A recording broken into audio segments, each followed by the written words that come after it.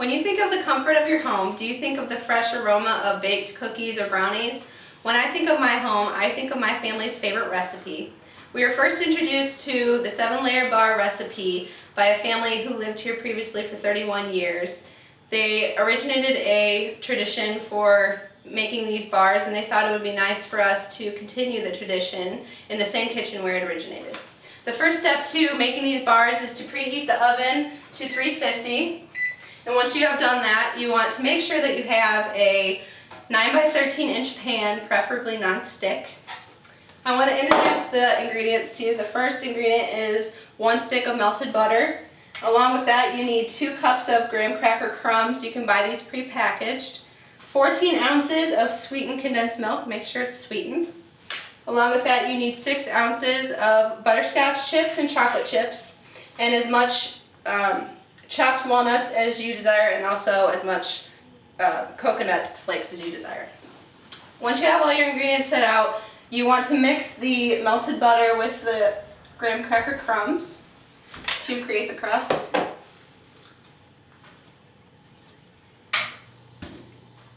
And once you have it all mixed, you want to, sorry, I'm kind of making a mess. You want to pat it down to the bottom of the pan, and pat it down as tightly as you can so that there are no holes in the bottom, because then they might burn. You don't want that.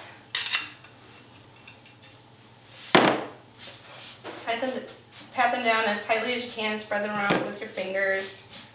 Make sure your hands are clean, because you might be sharing these with other people.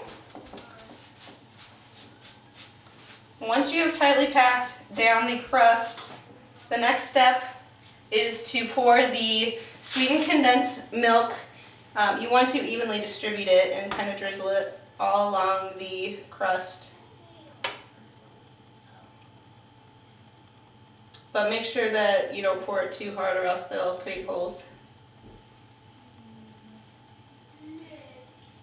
And the next step, after you have drizzled all of the condensed milk over the crust, you want to sprinkle all of the butterscotch chips just evenly along the crust.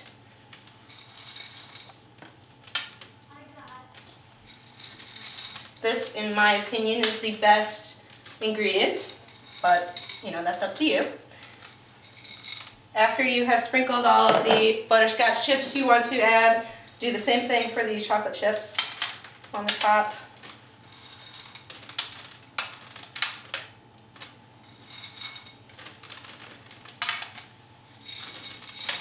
Okay. After you've done that, you can take as many chopped walnuts as you would like. If you do too much, it might overpower the taste, but just lightly sprinkle a good amount of these over the top.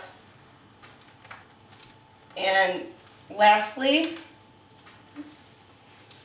you want to pour the coconut flakes, not all of these, that would be too much, over the top. Just drizzle them.